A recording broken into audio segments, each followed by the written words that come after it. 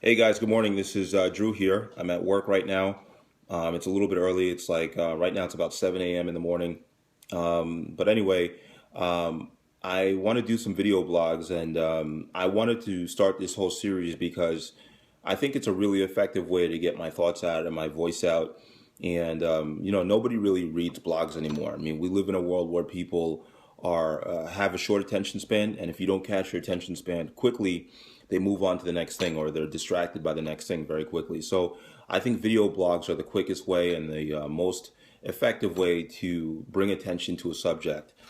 Today, what I want to talk about is the black community's pretty much ridicule of Dr. Ben Carson. It's something that really bothers me, and I'll tell you why. First of all, I consider myself a member of the black community by default because I'm a black man. Did I grow up in the hood? No, I didn't. I had a very good upbringing. I went to one of the top high schools in the country. I went to a decent college, and the experience of poverty and misery and police brutality is not my experience. I'll be honest to say that. However, the statistics also show that it's not the majority of black people's experience. I mean, there's 300 million citizens in the United States. 1,000 citizens were shot by a cop within the last year. So if you take that number out of the 40 million black people in the country, let's just assume all 1,000 were black. If you take that number out of the 40 million black people in the country, it's still less than 1%. I mean, you have a less than 1% chance of being shot by a cop. That's basically what I'm saying. So I'm trying to say that my experience is not, I guess, the stereotypical black man experience in America. That's what I'm trying to say, and that's what it is. But anyway, back to Dr. Ben Carson. In general, the black community over the last decade and even years prior has been plagued with violence, crime, disease, children not being raised well, children being uneducated, all types of terrible things, okay? And my problem is that here you have, even though you don't agree with his political views, you may not, I happen to, but even though you don't agree with his political views, here you have a very intelligent black man that, yes, he had help from the government, but he came up, he got off the government dole. He came up from nothing and became a black neurosurgeon, the first to separate conjoined twins that were joined at the head. This guy is a phenomenal success. And here the black community and people in the black community make fun of him like he's a nutcase or like he's a loser. And to me, it's so offensive because it's like, if you think that this guy is an idiot and a loser, what do you think about me? What do you think about the millions of black people who aren't as successful as Dr. Ben Carson? Because even though I'm a businessman and I consider myself successful, I'm not a neurosurgeon. I can't separate twins conjoined at the head. I look at that as a phenomenal accomplishment, and I think he's a phenomenal human being. Now, the black community, they will willingly stick up for Michael Brown, Freddie Gray, Eric Garner, or I'm not even making light of their situation, but they will willingly stand up for these people. Al Sharpton, Jesse Jackson Jr., who just got convicted of a crime. Al Sharpton is a tax evader, and he's a race baiter. He's a race criminal or whatever. They will willingly defend these people, but they call Dr. Ben Carson a clown.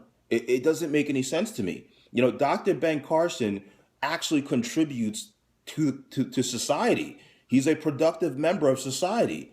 The black community doesn't have the luxury to be exclusive like that, to exclude the best and the brightest. So when I hear things like that, when I see people who can barely make ends meet, when I see people who are not intelligent, who are like, breaking their mid to late 40s and haven't accomplished much, when I see people like that making fun of Dr. Ben Carson or downplaying his accomplishments, it really gets under my skin. It really does. Because here you have one of the best and brightest in your community, and you reject this guy. You reject this guy and you make fun of him, you ridicule him.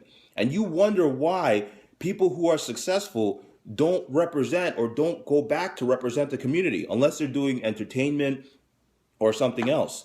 You know, it's because you guys don't support us. You know, you guys don't support us. You look at us like we're corny. You look at us like as if we sold out by accomplishing something. You know, the if you notice, okay, if you notice the main black people that the black community supports, they're all in some form of government on the Democrat or liberal side, or they're in entertainment, or they're in TV, and they're collating, they're basically influencing opinion to be more liberal Democrat. So these are the black people that, by and large, are supported by the black community. You don't see black doctors supported by the black community. I don't see black businessmen supported by the black community. I never see it. I never see it. And it's just sad, because honestly, government, career politicians, and I really just don't see them as big of a contributor to society as businessmen, because businessmen produce products, they produce services, they produce greater tax revenue, they produce jobs. So I see somebody like Dr. Ben Carson, I see somebody like Bernard Tyson, I see somebody like Mr. Frazier, the CEO of Merck, and Kenneth Chenault, the CEO of Amex, as people who the black community should be upholding and the people the black community should be looking up to. But you never see that. You never see that. The first people that I hear the black community give credit to are basketball players, rappers, you know what I'm saying, drug dealers, and people like Al Sharpton, and career politician corrupt criminals. That's it. So it's just really shocking to me. It's not, you know what, actually the word shocking is not really the correct word. It really puts me off. Why would a community be so exclusive when it can't afford to be? It's in terrible shape. The black community is in terrible shape, and yet they act like they have the luxury to be exclusive of its best and brightest. It makes no sense to me.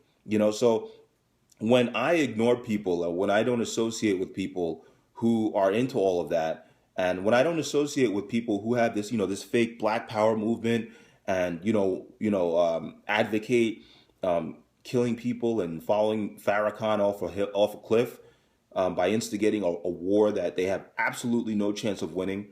When I separate myself from that, understand why. It's like you guys separated yourself from people like me. It has nothing to do with me thinking I'm too good for anybody. It's just that, you guys are not inclusive of me. So, and it's like, so why? What's the incentive for me to be inclusive of you? There is no incentive. So that's how I look at these matters. And that's my take for today. And honestly, like, I also want to mention, a lot of these things that people are complaining about, the police brutality. I agree. There should be no police brutality at all, but it's less than 1%. I mean, people say you're 8 times likely, if you're a black male, to experience police brutality in some form. I've never experienced it. I'm 30 years old. I've never experienced it. Now, they don't mention what the 8 times likely is derived from. The 8 times likely number is like off less than a 1% chance. So it doesn't happen as often as people would like you to believe. The media has been saying that it happens extremely often because they want to incite the black community. And the black community, by far, is the easiest to manipulate. They can get us to buy Jordans. They can get us to do anything. That's why we have such high buying power, because the media has complete control over us. When Robert L. Johnson sold out BET, he basically sold out to Viacom, the only communications network that would have influenced, or that would have been a place where black people can basically, control what messages are sent to other black people. But, it's sold. It's owned by Viacom now. So the president of BET may have black skin, but the CEO of Viacom doesn't. And I know some people are looking at me like, why does that matter? Well, it matters because the messages that are being sent to black people by mainstream media are not good messages. I know to disregard them, but there's a vast majority of people who get everything from the TV set. Everything. Everything. So every little thing, every cause that they're an activist for today, whether it's police brutality, whether it's inequality, they got it from the TV set. They didn't just generate this. They didn't just come up with this. They got it from the TV set. The TV set fed them it. They took it and they just ate it up, and they internalized it and made it their cause. So anyway, I mean, that's my morning rant. I think that we could do a lot better, and that's just it. But I just want to say out there, like, if you're black, if you're part of the black community, you're black, and I see you, distancing yourself, not distancing yourself, but if I see you insulting the likes of Dr. Ben Carson and black people who are positive and who are very successful, I can't be friends with you. I don't want to associate with you. There's no value, because I highly doubt there's any value that you'd ever bring to my life, let alone your own. And I'm not saying that to insult anybody. I'm just being 100% honest. And that's how I see things.